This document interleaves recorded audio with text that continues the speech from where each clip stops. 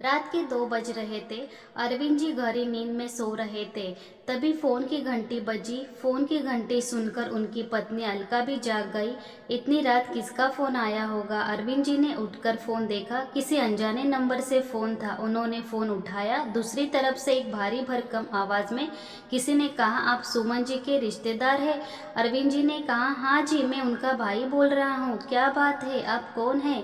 दूसरी ओर से वह व्यक्ति बोला, मैं इंस्पेक्टर बोल रहा हूँ। गोलगंज थाने से आपकी बहन और जीजा का एक्सीडेंट हो गया। उनकी कार एक ट्रक से टकरा गई है। एक छोटी बच्ची जो अपना नाम काव्या बता रही है, वह हमारे पास है। आप जल्दी से हॉस्पिटल आ जाइए। यह सुनते ही अरविंद जी के हाथ से फोन छूट गया। उन्होंने अलका को सारी बात बताई। वे दोनों जल्दी से तैयार होकर हॉस्पिटल पहुंचे। वार्ड के बाहर एक बेंच पर एक लेडी कांस्टेबल के साथ काव्या बैठी रो रही थी। अलका ने उसे संभाला।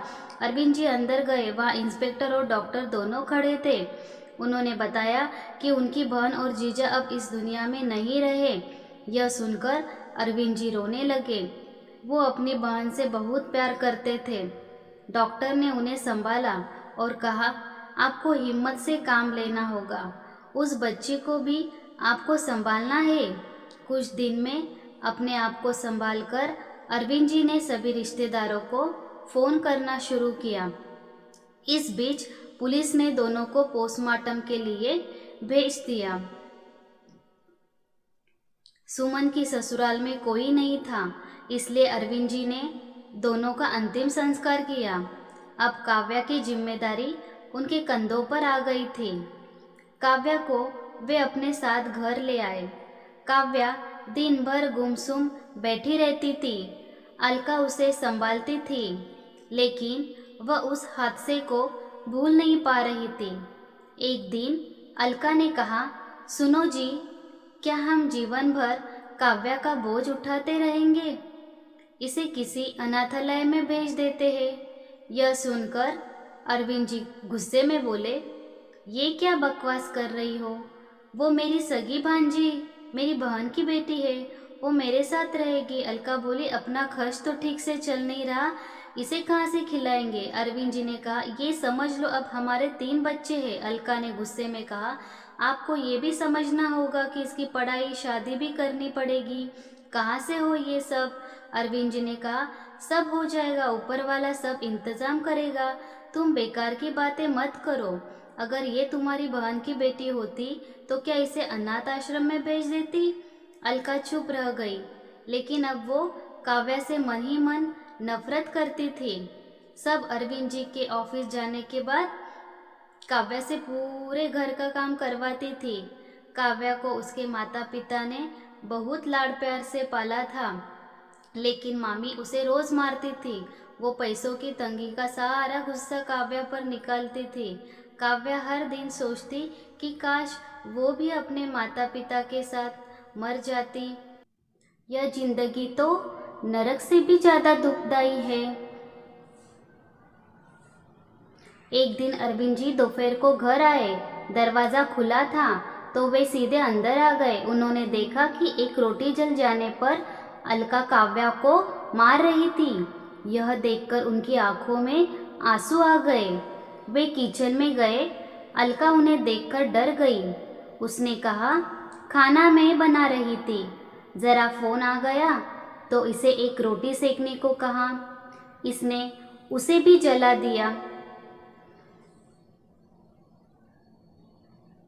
काव्या के सब्र का बांध टूट चुका था।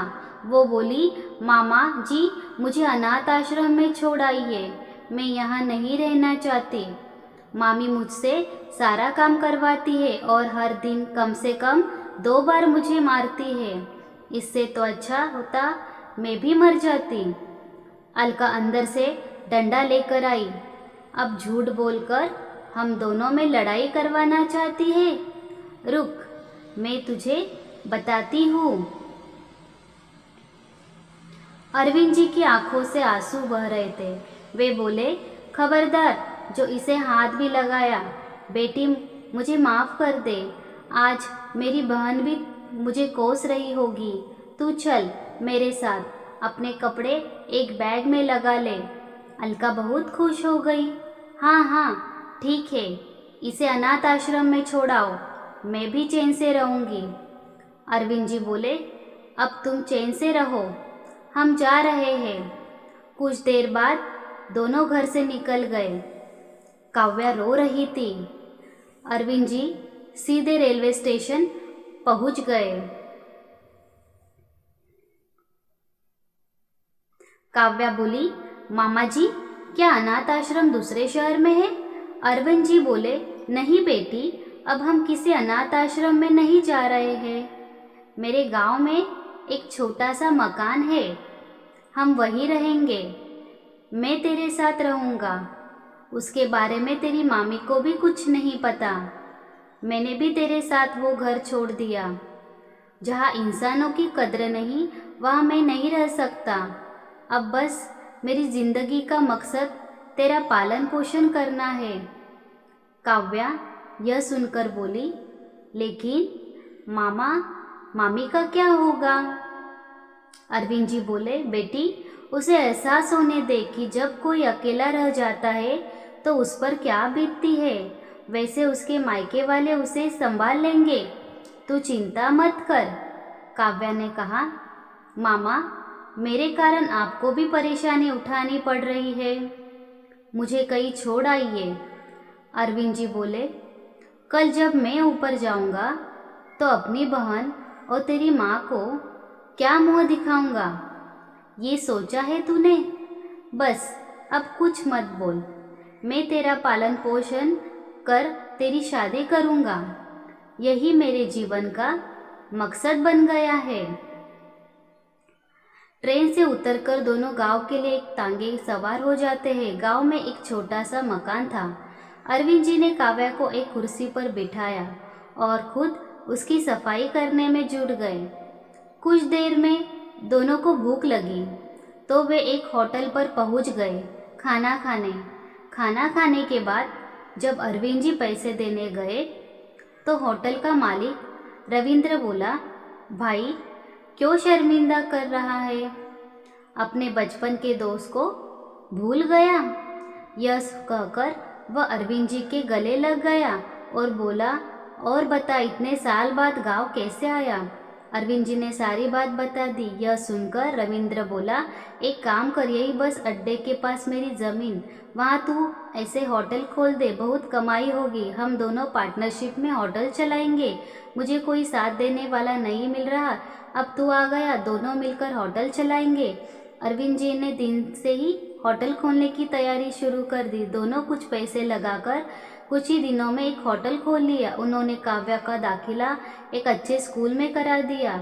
दोपहर को काव्या को स्कूल से लेकर होटल पहुंच जाते। रात तक अरविंदी होटल चलाते और काव्या पढ़ती रहती थी। इसी तरह समय बीत रहा था। अरविंद जी ने सब कुछ पैसे जोड़ने शुरू कर दिए थे। उन्होंने काव्या की शादी भी करनी थी। काव्या अभी उदास होती, उसे अपने माता पिता की याद आती तो अरविंद जी उसे समझाते। फिर वह सोचती कि मामा ने मेरे लिए अपना परिवार छोड़ दिया। यह सोचकर वह सब कुछ भूल जाती। उसके सिर पर एक छत तो है, मामा की छत छाया में उसका पालन पोषण अच्छे से होने लगा।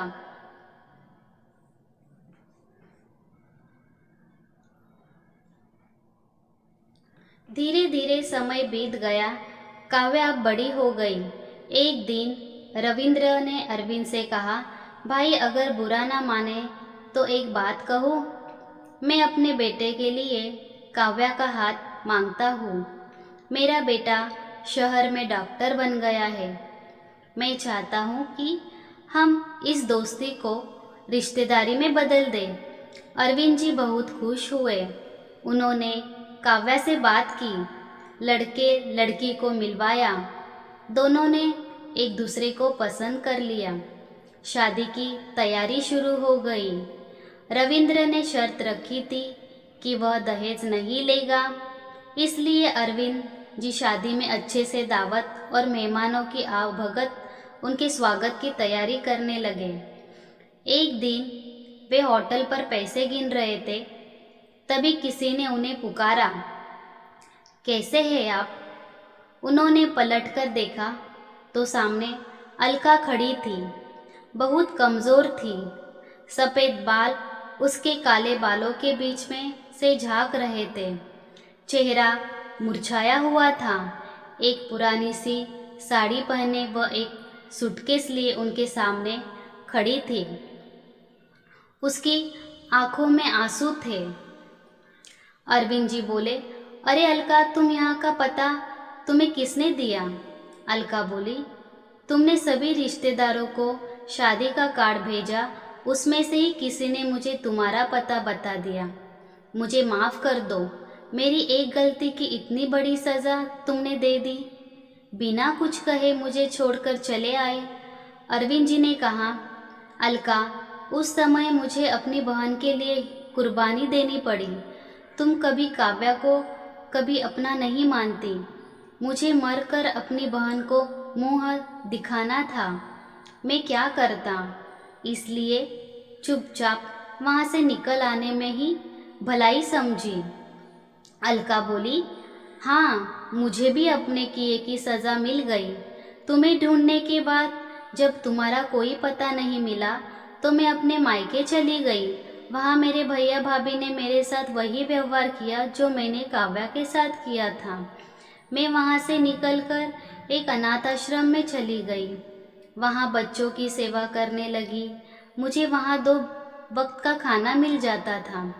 वहाँ मैं हर बच्चे में काव्या को देखती थी। कभी कभी किसी रिश्तेदार से मिलने जाती, तुम्हारे बारे में पता करती, लेकिन कुछ पता नहीं लगा। अब जब तुमने अपने दूर के भाई को शादी का कार्ड भेजा तो उन्होंने मेरी हालत पर तरस खाकर मुझे तुम्हारा पता बता दिया।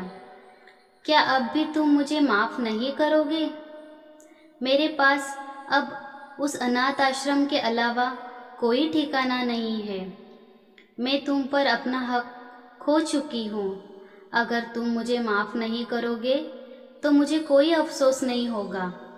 बस एक काम कर दो, एक बार काव्या बेटी को आशीर्वाद देकर शाम की बस से वापस चली जाऊंगी। इतना हक मुझे दे दो। अरविंद जी की आंखों से भी आंसू बह रहे थे। वो बोले, मैंने तुम्हें पहले ही माफ़ कर दिया था। मैं बस अपना फ़र्ज़ निभाने के लिए मजबूर था। अब तुम कहीं नहीं जाओगी। हम दोनों मिलकर काव्या का कन्यादान करेंगे। चलो, घर चलो। अरविंद जी अलका को लेकर घर पहुँचे। काव्या के सामने जब अलका पहुँची तो उसने कहा, बेटी, मुझे माफ़ कर दे। मैंने तेरे साथ बहुत गलत किया है। काव्या की आंखों से आंसू बह रहे थे। वे दौड़कर अलका से लिपट गई। मामी, मैंने हमेशा अपनी मम्मी की जगह आपको माना है। पुरानी बातें भूल जाइए। मुझे बहुत खुशी है कि आप आ गई। मेरे जाने के बाद मामा अकेले रह जाते। अगले दिन से दोनों शादी की तैयारी में जुट गए। तय समय पर काव्या की शादी हुई।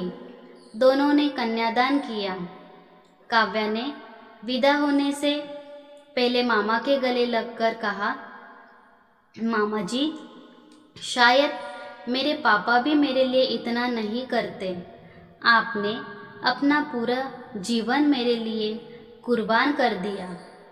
अरविंद जी बोले, बेटी, तुझे नहीं पता, ये सब मैंने अपने लिए किया है। अब मैं अपनी बहन के सामने शर्मिंदा नहीं होऊंगा।